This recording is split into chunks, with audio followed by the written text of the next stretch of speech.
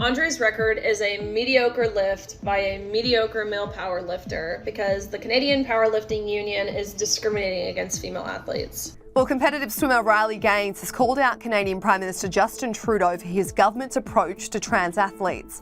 The American swimmer has been a fierce opponent of allowing trans athletes to compete in women's sports, especially since she competed against Leah Thomas last February. Leah Thomas became a household name as a trans swimmer who tied in 5th place against Riley Gaines in the 200-metre freestyle final at the NCAA Women's Championships. At the time, Riley Gaines even told the Daily Wire that she wasn't even given a 5th place trophy because there was only one, so Leah Thomas would receive that and Riley would get hers in the mail. But now Riley Gaines is calling out a different sport. This time, it's competitive powerlifting. 40-year-old trans lifter Anne Andres competed in the female masters unequipped category at the Canadian Powerlifting Union's 2023 Western Canadian Championship, where she set a new Canadian women's record. She also set an unofficial women's world record when she lifted 597 kilograms, which was 210 kilos more than the woman who placed second. Canada's policy is that if you self-identify as a woman, then you can compete on gender alone. Riley Gaines tweeted in response to this, writing, "Justin Trudeau's radical disdain for women and reality in effect," using a clown emoji, "new national unofficial world record for trans-identifying male Anne Andres." Take a look at the rest of the video that she posted. Breaking news! There is a new Canadian national record holder in women's powerlifting. The only problem is, it wasn't set by a woman. Trans-identified Anne Andres competed at the 2023 Western Canadian Championships yesterday.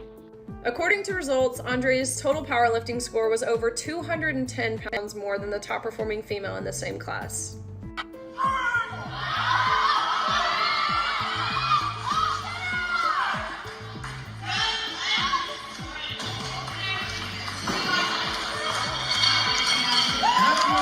Not only is this a Canadian national record, sources say that this is an unofficial world record for the class that Andres competed in.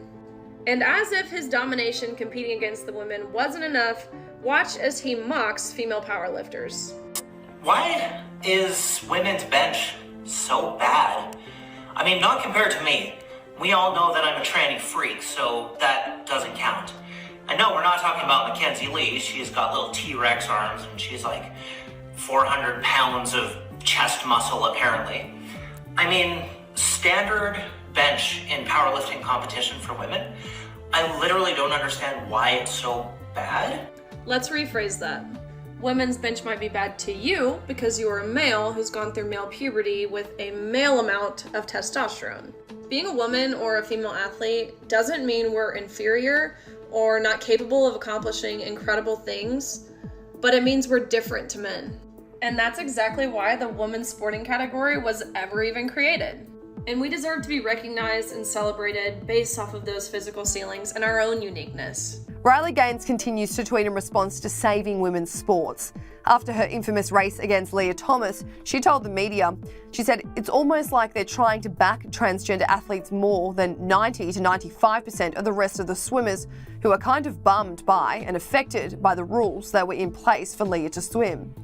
When ESPN celebrated Women's History Month by promoting Leah Thomas, Riley slammed the sporting network. She wrote, "Leah Thomas is not a brave, courageous woman who earned a national title. He is an arrogant cheat who stole a national title from a hardworking, deserving woman. The NCAA is responsible. If I was a woman working at ESPN, I would walk out. You're spineless."